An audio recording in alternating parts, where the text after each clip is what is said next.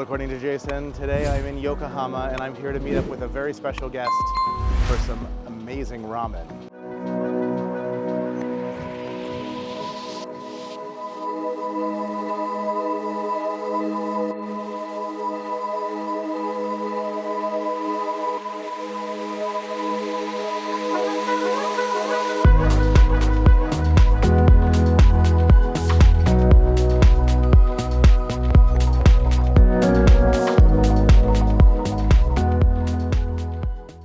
Well, we're here in Yokohama, and I'm joined by my special guest that I mentioned earlier, Frank from 5am Ramen.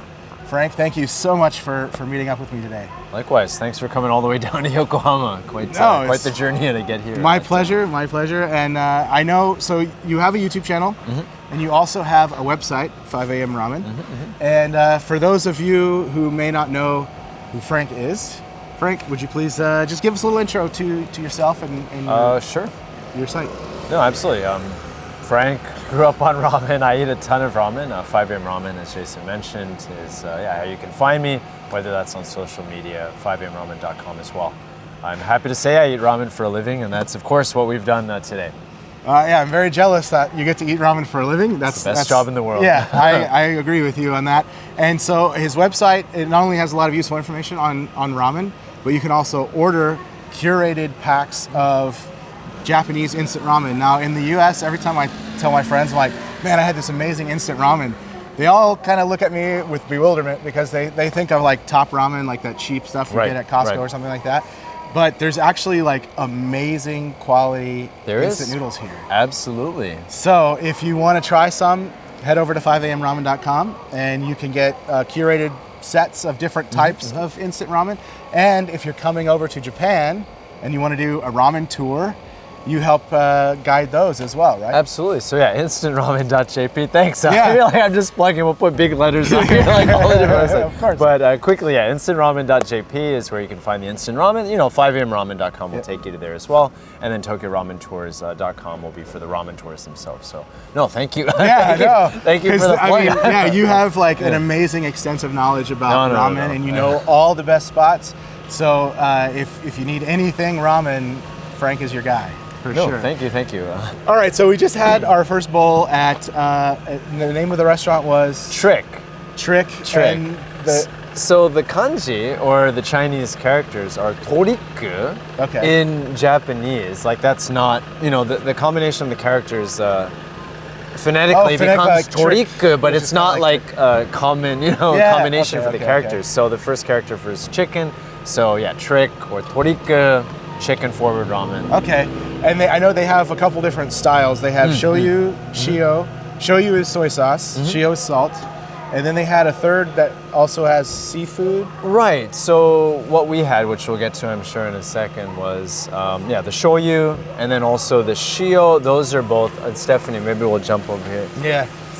Was basically chicken forward. So the third option is chicken and I think seafood as well in the soup. So chicken and fish. Yeah. And we got the type that had all the different meat toppings. So there was a chicken ball, pork chashu, and then I think the other was just a slab of chicken, right? Yes. Yeah. Yes. And then the broth, we got the shoyu broth. Yes. And it was awesome. I was telling Frank as we were coming over here, I think it's my favorite bowl of shoyu ramen that I've ever had. Like usually I prefer miso.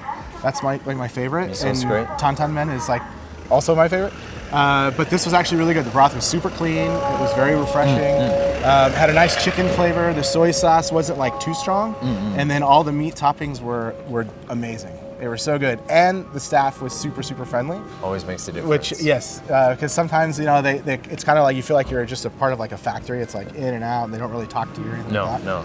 Super, super nice people, and an amazingly delicious bowl of ramen. So how would you kind of rank that with other? I would basically mention similar points that you brought up. I think it was a great bowl. So this style is kind of like, it had a relatively bold soy sauce seasoning. I was reading up on them. They use about 3 to 5 different types of soy sauce, and some of these places that are really carefully choosing their ingredients, that's what it becomes, right? Like it's not just one soy sauce. We're getting them from around the country. In the same regard, they're using actually 3 types of chickens from around the country, and a lot of them are like famous chicken brands. For example, Nagoya Cochin is a very prized chicken breed, a prized chicken brand, if you will, and that's one of the 3 going into the soup. So it's kind of like the different regions have like, they're famous for beef, like Matsusaka or Kobe. Exactly, exactly. So you have that with chickens as well. And yeah, they're using really famous ones. And just as you said, I think it was very nicely presented, beautiful chicken flavor. There was a lot of chicken oil on top. The soy sauce was also a good conductor of everything. And yeah, meats were amazing. The noodles were fantastic. This place is actually one of the highest ranked in Kanagawa, which is where the prefecture that Yokohama is in, and also across Japan. Yeah, so expectations were high, and I think they understandably like ticked all the boxes. And as you said, like great customer service, like very friendly. That makes a huge difference. And with ramen restaurants, because like it's very much like a high turnover game. Like they're so busy. Like making the soup itself sometimes can take 10 plus hours, if not longer. So they don't always have time to interact with staff. It's just kind of like, okay, like eat and go. We're trying to get through the day. But when somebody is as friendly as that, right, like just smiling, like it kind of slows things down a little bit. You don't feel as pressured maybe to eat as quickly, even though I took 10 seconds to eat. But it just makes for a nicer experience, right? That extra mile that they went, absolutely. Yeah, no, I'm a slow eater. Like they both like just obliterated their bowls, and then the people on the other side of me did too. So no, I'm just slow. No, but you weren't that slow. I think we were just very fast. You were normal speed, if anything. Alrighty, well, we're not done just yet. We have one more place to go to, and this place has miso ramen. Talking about your favorites. Yes, I am so excited for that. This bowl's waiting for you. Alrighty, we're gonna go have that, and then we'll be right back.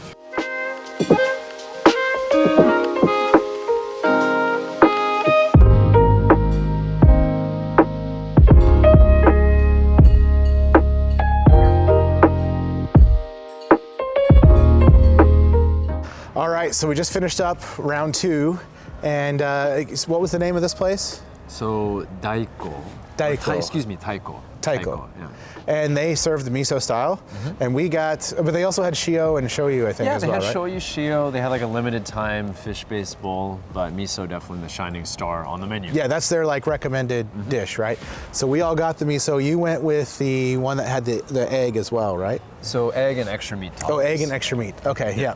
So we got the standard bowl. It just had the pork chashu, and we opted without the egg just because we just came from another place, had a big bowl of ramen, and so I didn't want to like stuff myself stupid. So this place was awesome. Like I said, miso is my favorite style, and this place definitely did not disappoint. It was a very like kind of a fatty broth, and it was just super rich. They gave you tons of bean sprouts, and you said that's kind of a hallmark of Sapporo style? Okay, yeah, and you could taste like the flame on that. I mean, it was just, and I appreciate the greens because I have not had a lot of greens since I've been in Japan. I've been eating mostly beef and sushi and curry. So yeah, this was a nice change of pace, and it was great. I mean, what did you think? No, everything you said, I'd be echoing. I think it was a great bowl. That beautiful bold miso flavor. It was quite lardy on top there, right? Quite a fatty soup, but maybe the stir-fried vegetables made up for that somewhat, just to make sure we're getting our vegetable intake. Outside of that, with that style too, like thick, wavy noodles. Yes. Quite firm. And they were yellow too. Yeah, they were. It was more al dente than the other place. And then this was. You said the yellow in the noodles is from what? So in Sapporo, they tend to like that color of yellow, and the way they make them, basically the way that the alkaline water in them, that will create the yellow sometimes. Okay. So what makes ramen noodles unique is that they have alkaline water in them, and that makes them more springy than other types of noodles. Oh, soba or udon. And the way, particularly in Sapporo, I don't remember the exact chemical reaction, but the way that the alkaline mineral water reacts, I believe, with the wheat flour and the water and the salt creates that yellow more so than other noodles. Okay. And it's almost done on purpose up there in the north, to the point where it's almost rumored like, did they just use food coloring? Because they're bright yellow, right? And that's a staple up in Sapporo. Okay. Yeah, I mean, I loved this bowl of ramen, and you said this is another place that ended up in the top, was it top 100? So, for the both Eastern those places. region? Exactly. So there's Tabelog, which is basically like a Yelp for Japan. Okay. They have a list of ramen shops, curry restaurants, French food, like the list goes on. And this place, like the first place, is in the top 100 ramen shops for East Japan. There's also one for West Japan, which is Osaka, Kyoto, everything on that side of the country. And then there's one for Tokyo. Okay. So 100 for each of those. So 300 in total.